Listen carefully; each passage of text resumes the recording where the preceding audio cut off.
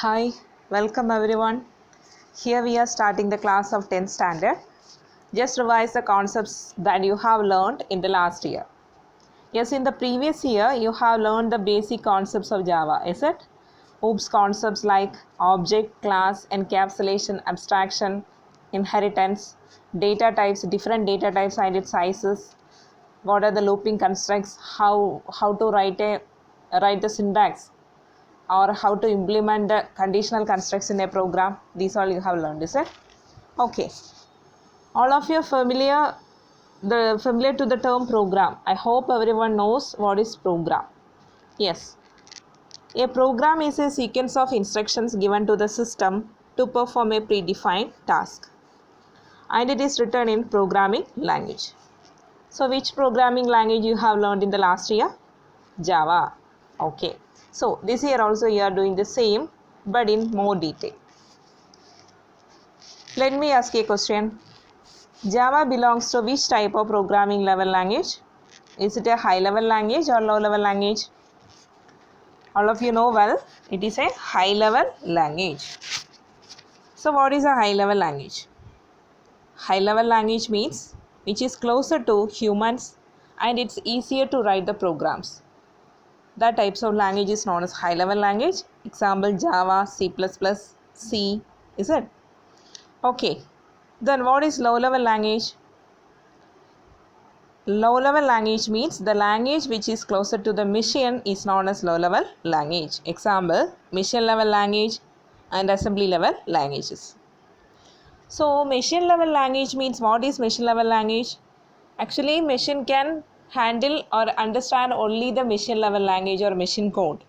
That is, machine level language means that is written in zeros and ones. Zeros and ones means it is a binary. It is the binary digits. Binary digits is otherwise known as bits. So machine level language means it is instructed in zeros and ones. So machine can understand only this binary digits. Next one is the assembly level language. It is written in mnemonic codes. Some specific codes for writing the mnemonics, that is known as writing the assembly language, that is known as mnemonics. Okay. So when we are writing a program in Java, that is in a high level language, how the system can be understand how the system is understanding. Yes, for that we need to convert, or the system needs to convert this high level language into low level language, is it? Low level or machine code. For that there is a translator software is there. One is compiler, another one is interpreter. So two are translator softwares. Both of it will do the function converting high level language into machine level language. But there is a small difference between compiler and interpreter. Both are using to convert high level into machine level, but compiler means it will translate high level language into machine level language all at once. But in the case of interpreter, it translates high level language into machine level language line by line. So by this way, it will convert high level language into machine level language. Next one is the assembler. So assembler means it translates assembly language into machine language. So assembler is another software, translator software, which converts assembly language into machine level language. So clear about these all? What is program? What are the types of programming language? High level and low level, and what is machine level language?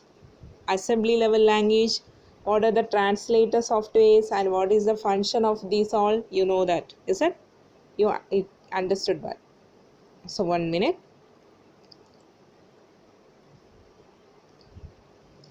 Next one, we are moving to the types of programming. What are the types of programming? Last year you have studied what are the types of programming. What are the types of programming? You learned about POP and OOP, procedure oriented programming and object oriented programming.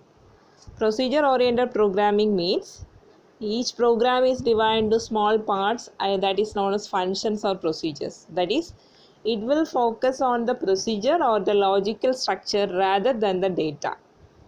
But in the case of object oriented programming, The program is divided into small parts called objects, and it is designed purely for the data, or it is designed to focus on data. That is the main difference between object oriented programming and procedure oriented programming. What is the main difference? Object oriented programming designed to focus on the data, but in the case of procedure or any other structured oriented programming means it will focus on the procedure or logical structure rather than the data. Okay, so here Java is an object oriented programming language, is it? Yeah, from the name itself, object oriented means it will treat everything as an object. So in real world, what are the objects? Can we tell some examples for real world objects? Yes, pen, pencil, book, laptop, mobile, you, I, myself, or everyone. These all are every person can be considered as an object. So object here, for explaining, I am taking an example as pen. So how we can describe pen? Pen has a color, pen has an ink, pen has a size. It may be short or long size, like this. And pen is used for writing, and pen is used for drawing. So these are the properties, is it? We can describe a pen like this, is it? So an object, from this what do you understand? An object has, or pen has, two properties. One is the characteristics, another one is the behavior. So this characteristics is otherwise known as state. You can tell state or characteristics, and behavior or attribute. So pen has two properties. One is state or characteristics, another one is attribute or behavior. What are the characteristics of a pen? Yeah, pen has a color, pen has a size. It may be long or short, like that. And pen has a design. Some pen has cap, without cap, is it? These are the characteristics. What is the function of the pen? That is the behavior of the pen. What is the function? It allows you to write, is it? Then for writing, for drawing, we are using pen. Let me explain another example. Another one I am just taking here an example as dog. Dog has, what are the characteristics of dog? Yeah, color, breed, these are the characteristics. What is the function of the dog?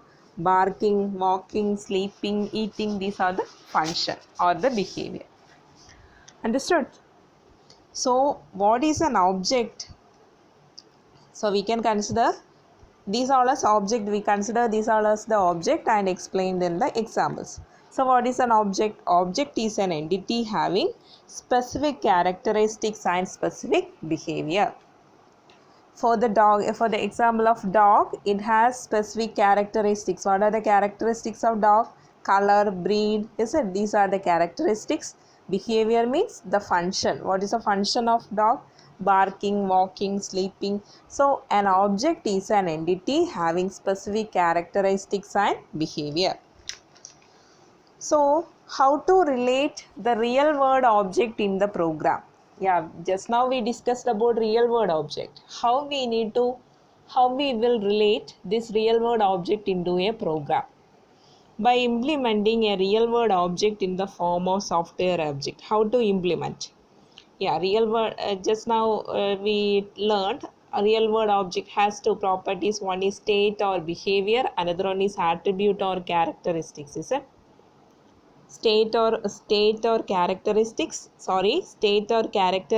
and attribute or behavior. These are the two properties. Same like software object also have characteristics and behavior. This characteristics is mentioned through the variables in the program. While we are writing a program, we should mention the variables, and these variables represent the state or characteristics of a particular object. Behavior, in the sense, it is mentioned the method or the functions. Functions is otherwise known as methods. Okay, so behavior of an object means it is the function of the object. Clear? So in a real world object has two properties. One is characteristics, another one is behavior. Characteristics is otherwise known as state. Behavior is otherwise known as attribute. So here I have mentioned the only one term, characteristics and behavior. The same in software object also, or how to represent the real world object into software means in software object having two properties. One is characteristics, another one is behavior, and the characteristics is represented through the variables or data items. Behavior is mentioned through the functions, otherwise known as methods. Clear? So this object has two properties, that is known as object encapsulation. Object is encapsulate or object encapsulates state and behavior. So state and behavior is encapsulated into an object. So what is an encapsulation? This keyword or this definition you learned last year. What is encapsulation? It is one of the basic concept of object-oriented programming. Encapsulation means it is the process of wrapping up of data and methods into a single unit. So here you can clearly understand what is data. Data means state or characteristics of an object. What is the method? Method means it is behavior or the function of a object. Understood? These two are encapsulated into a single unit.